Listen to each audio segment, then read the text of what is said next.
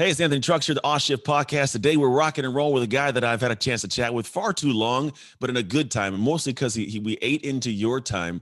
But I'm sure he's a brain that's going to give you some great time. And so, again, this guy comes from a world where he is a technology and business strategist, which is huge for the world we live in, because you need to have somebody that can strategize all the things going on, especially when the world is changing out from underneath us. He also is the CEO of Mindcore, which is an IT company that allows people to kind of take back control of their technology, the things we're using every single day to streamline their business. So without further ado, we bring to the show Mr. Matt Rosenthal. How you doing, bro? I'm doing great, man. I love that intro. That was great. You I hit the rock nail it, on the man. head. It's beautiful. Right. It's simple, man. To be honest, I don't ever plan to prep those. I start recording and I just talk and some weird Awesome. things come out of my face. They work out though. So, That's awesome. hey, this show's about you, man. I want to know if I was walking around town and I saw him and Matt sitting there by himself. I don't know you. And I sit down next to you. You start talking to me. Why should I listen to you talk? Oh man, there's so many reasons, and we Right. only have 15 minutes, but I'm gonna share with you. I've learned a lot of lessons in my life, and even though you just gave me a great intro, IT and business strategist, and we can talk business. Underneath all that is it's all the lessons I've learned from all the mistakes I've made, Yeah. and there's probably something going on in your life, whether it's business, personal, friends, family. If you bounce something off me, there's a good chance that I've made a mistake or two, and I can give you some pretty good feedback, some pretty good information, and give you something to think about that might help you. Yeah. I dig it, man, because they do That's what I say do, man. I help people. I help people. I like it. And we all need help, man. Everybody included. I'm not devoid of that help, man. We all need something. There's that It's statement is that guidance. It's guidance. it's guidance. And the thing is, we're all trying to make it up on our own. I think a lot of people need to get to the point of taking insight from people who've run the race already. So with this whole podcast about off shift moments, it's called Off Shift Podcast. Love The it. off shift good, off shift bad moments. I would love for you to share with me kind of the journey of your business. Like maybe it was a kid when you decided to even get into business. What are some of the off shift this sucks moments that kind of pivoted and helped you kind of grow to where you're at now? Oh man, I'll tell you something. So I've been in this business for, I don't know, 10, 12 years, but along the way, I've been in so many different businesses where I was the owner, working for other people, Mhm. doing, manual labor. I mean, I've done everything you can think of. And there have been some moments where I've just been like, wow, all the things that I've done in the past, driving a truck for 2 years, being a roofer, all these things that like you don't think you're getting value out of while you're doing them at the time, it's just to get a paycheck, right? To pay the bills. There have been some powerful moments where I'm just like, whoa, all those things I did. Now I can look back and I say, wow, they taught me so much. And Yeah. I've had those moments almost where I'm grateful for all the things that I've done in the past, just to make money. Mhm. Whereas now I'm in this whole other phase of my life and my career, and I do get to look back and say, "Oh, shift! Mhm. Uh, wow, those things have really, really played a part." And I wouldn't do any of those things, or any of those struggles, or any of those challenges any differently. Yeah. And frankly, I think a lot of people who maybe have it, you could say too easy, maybe follow too normal of a path, without all the ups and downs and left and right, and having to be creative and figure things out. You don't have those moments necessarily. You don't get those light bulbs where it's like, wow, Mhm. I might have spent 5 years doing this, but if I didn't, what's happening now wouldn't be happening. And so those Yeah. are off shift moments for me. Yeah, yeah, there's a ton of them. I mean, they say a smooth sea makes not a skilled sailor. It's all those hard Yeah, things that teach you how to do the rough seas. What's one that stands out to you as like one where we could like go to the actual moment of experience? Because I'm sure someone like we hear that it's like okay, cool, but like what's one? Was it like somebody kind of screwed you over in business? Was it making a poor decision, bad purchase, bad investment? What's one that happened? a good one or a bad one, Let's go with like bad. one that had a good outcome. Yeah, let's go with like a tough one. One that someone would go, how in the hell did he get out of that hole? Wow. Okay. So I think this is going to be what you're asking. And so, like, probably about 6 years ago. So the business I have today, even the name of the business, came from a merger that I did with somebody. Mhm. And I did all this due diligence, and you think you know what you know, and you use all the knowledge you have to get to a certain spot. And I'm ready to kind of do my first deal to grow the company Yeah. beyond organic growth. I want to grow through just kind of coming together with somebody. Mhm. And I got to be careful how I say this because I'm not sure who's watching. I reached a point through the due diligence where I was like, all right, I'm so far along, yet I think I might be getting into something bad here. this could be a bad situation. And I worked hard to get my company to where it was Yeah. and to bring it together with somebody else and take the risk of it being a problem.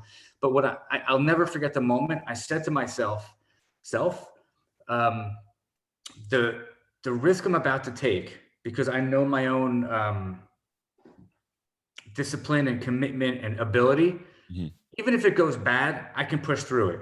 Lo and behold, do the deal. Company doubled in size. We had some really, really good years, year 1, 2, 3. And it went south as I was worried about for the reasons I thought. Yeah. And I ended up in a 2-year legal battle with the individual, working in the same office. My dog's barking, sorry. It's all right. Fun working at home. Real life, man. And I spent about $400,000 in legal fees. Wow. And about 2 years of my business life pushing through and saying, you know what, I have the vision, I have the dream, I'm the process guy, the workflow guy. Like, I see it all and I can make this business happen. And so I'm not going to give up. I'm going to keep pushing and pushing. I'm telling you, pushed it almost to the point where my marriage was almost like on the line. Relationships, like I was in this deep for 2 years. Yeah. And if you get into a legal type of thing, it consumes you. Oh, I know. However, on the other side of it, I stuck it out, bought him out, bought the other partners out. And the company that I have today is the company that I wanted, that I always envisioned. And I get to look back now and say, I fought for this. I don't care what it cost, because I have the company. I have this wonderful culture, these great people that work with me. And it's easy to look back now, but those 2 years were like going through war, like battle every single day. And I kind of thought it might happen before I got into it. It's not why it happened, but it was when your gut instinct is usually right. You got to trust your gut. Yeah. However, I knew that the bigger picture was, in the end, I would still have taken 3 steps back to go 10 steps forward. And that's exactly what happened. Yeah, I get it. But you got to fight. You cannot give up. Yeah, you got to push through it. And that's the thing I think a lot of people don't grasp. 2 years is a long time. Most people won't go that long. 2 years, man. Yeah. I have post-traumatic growth. It's called PTG. I've heard it. I actually have a client who calls it PTSG, post-traumatic, PTGS or something, post-traumatic growth syndrome. Yeah, that's what it was. Every time you go through a struggle, every time you go through your own wars and battles, and you always come out stronger, as long as you see it's an opportunity to learn. Yeah. And you really do learn. You come out like, this is why at this point, people like you and I can be mentors and leaders. And we have your initial question. If somebody sat down next to me, what can I talk about? Yeah. A lot more than I could 6 or 7 or 8 years ago. Yeah. And it makes a huge difference on what you can do. Do you think it opens up perspective, opportunity differently now that you see it that way? Oh yeah. I look at people differently. I interact with people differently. Yeah. I've grown tremendously. It's actually pretty amazing how you change. And it can be part of it is age. I just turned 48 yesterday. Oh, happy birthday. Thanks, man. Over the past 10 years, just maturing in life, but also maturing in business. What I call myself is I'm a mature business owner at this point. Like, I've gone through some serious stuff with some challenging situations. And most people I know would have given up, man. They would have sold the company. Yeah. They would have. Yeah. Tucked away and packed it up and it was done with this. Yeah. What do you think is I doubled down. Yeah. What's I was just gonna ask that question. How is it that you do that? What is there something unique about your childhood, a mentality you have in your head? Like, what is the thing that allows you to be like, I'm going to stay in this when logical people would quit? So I don't think it's unique, but my upbringing is definitely a huge part of it. I mean, nature versus nurture. I don't know what combination of what is in me, but I do know that my grandmother, all my relatives are all long gone, but my grandmother used to tell me that I reminded her of my grandfather. My grandfather was an entrepreneur, from Long Island back in the 50s and 60s, and did really well. And so I guess there's that part of it. Maybe I'm a chip off that block, but my childhood was very, very challenging. I grew up relatively poor, didn't really have much of anything, and just knew if I ever wanted anything, I had to work for it. And I started working when I was 13 years old. And 40 hours a week by the time I was 14. I didn't do well in school because I spent most of my time working right after school and on the weekends, and I never stopped. Yeah. And it's a combination of some traumatic things that happen to you when you're young. And some people tend to create healthy and unhealthy characteristics. And for me, some of the unhealthy ones happen to work in business. I'm super disciplined. I'm super organized. I'm like, charismatic, I'm sure. Pick out details. If you move a pen on my desk, man, I can tell you moved it 1 inch. Yeah. It's not healthy, but in business, that attention to detail, like I come prepared to meetings. I mean, I don't miss anything. Yeah. Yeah. It's a result of my childhood. It's not something that I would, my kids will never know from how I grew up. Thank God. Yeah. But you know, that's where it comes from. And most of the entrepreneurs I know that are really successful all had some kind of stuff going on when they were kids. Yeah. Some kind of challenges, family trauma, dysfunction, and I came from that kind of background. I get it, man. I grew up in foster care. I was given away at 3. I get it, man. You know exactly what I'm saying. It's a long, you know what's funny is that there's certain things that like that were characteristics that I believe we had of like survival, damn near survival was a thing Survival mechanism. yeah. So when it kicks in business, like I go and most people are like, why would you do that? Like, I don't know. There was no other option. You just keep going. Like you don't stop. How do you Yeah, think I run like into this the actually, fire. I run into the fire. yeah, yeah, I get it. I was a volunteer fireman for 15 years. Like even that, it's like I don't even know why I did it. I just run into a fire. Yeah, and just get just like you figure I it did out. it to help people, but Yeah, there's like an edge. There's something that I can't explain. It's unspoken. There's just some sort of edge where like I almost can tell what people are thinking about in a room without them even saying anything. It's like an emotional intelligence, and I think it was all adaptive. Just it was survival as a young kid. I mean, I had to figure out a way to survive the home that I grew up in. yeah, If and as I got older, it's not wonderful. And I spent like 8 years in therapy. I just finished up like a year ago trying to make sure, and I'm like better and healthier than I've ever been yeah, once I understood the trauma. yeah. And so now it's like I have all these wonderful characteristics without the negative side anymore. You know, Yeah, I get that. That's cool. How do you teach your kids this, man? Because this is a battle that I know I run into. I know a lot of colleagues do. How do you, or I guess, how are you thinking of like trying to get your kids to get that grit without having to go through the same pain? wow, that's a great question. And I talk about it with a lot of friends of mine who are, who've been successful. Like, how do we teach it? Mhm. Um, it's not possible for my children to ever have the level of it that I have because I've not created an environment where they're going to have to struggle in a dysfunctional or negative way the way that I did. Yeah, In a positive way, they see me work. They see me be disciplined. They see my commitment. I mean, they're part of me. They through osmosis, I can already see them having these characteristics of being committed to the things that they get into. I mean, yeah, they're still young yet. They're 12 and 9. I mean, on the material side of things, I mean, I'm successful and I appreciate and I'm grateful for what I have, but I also, I'm not afraid to have things and to yeah, enjoy them. I've worked hard and come from nothing. So that's the balance. My kids don't know. When I used to live in New Jersey, I used to drive them by the garden apartment every so often that I grew up in. I'm like, that's where I used to live. yeah, And they don't understand. They can't comprehend how I grew up in one little room and shared a dresser with my brother and, stored our stuff under the bed. And that was how it was. There was like nothing else. Right? So one little closet to hang your stuff in. It's not easy. It's just trying to teach them a work ethic. yeah, We don't give them anything. They have to earn everything. If my yeah. daughter plays this game called Roblox, my 9-year-old, she's some So does video mine. game, Yeah. constantly wants Robux. It's kind of money for the game. Oh yeah, I know. I'll give it to her, but she has to, for every $10, she owes me an hour of labor. Yeah, it's good. Work. And we have a whiteboard in my office here in the house. And both of my kids, when they want money for something, they know they go to the board, they put on for every $10 they get, they put 1 hour and they do chores and they do a lot. Yeah, It's a lot of different things. And so we do things like that. And my 12-year-old, when she turns 14, she'll start working for me. yeah. I'll have her do clerical work. It's just the best we can do. I can never put them in the environment that I grew up in, nor would I ever want to. Yeah, no, I get it. I actually, it's kind of almost the exact same things because my buddies, we ask the same questions because I got a 16-year-old, I got 11-year-old twins.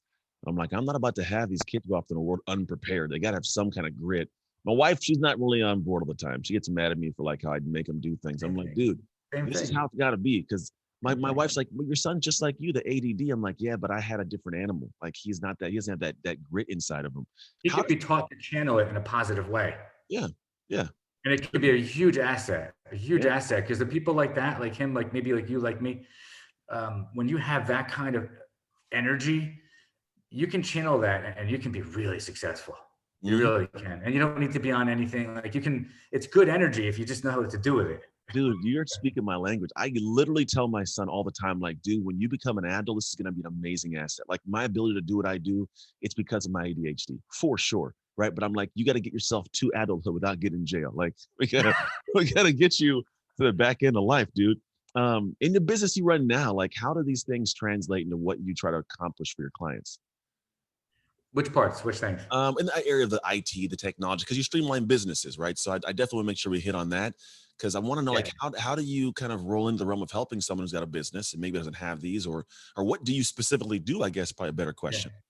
So what we do for people, like plain and simple, is we help people with IT problems. And so every business has IT needs. Mm-hmm. Um, the thing is where it starts, this is the cooler part of the answer. Where it starts is like, I need to, if you have a business and we get connected somehow, or you find me somehow, I'm not just going to say, okay, you need some computers and servers and cloud and cybersecurity. Those are all tools. Those are all ways Yeah, we solve the problems. yeah, I need to know what your plan is. Like, what are you doing? Like, tell me about your business. Tell me how you're positioned in the marketplace. Tell me what's your 1, 3, 5 year plan. Are you the only owner? Like, are you as profitable as you want to be, as you can be? Like, I need to really, really understand the business because as much as I own an IT company, I can run any company. I understand business really, really well. yeah, And so once I understand your business and your goals, then we get into like, okay, so now let's make sure that your IT supports what you're trying to do in your business. Because the most important part of any business,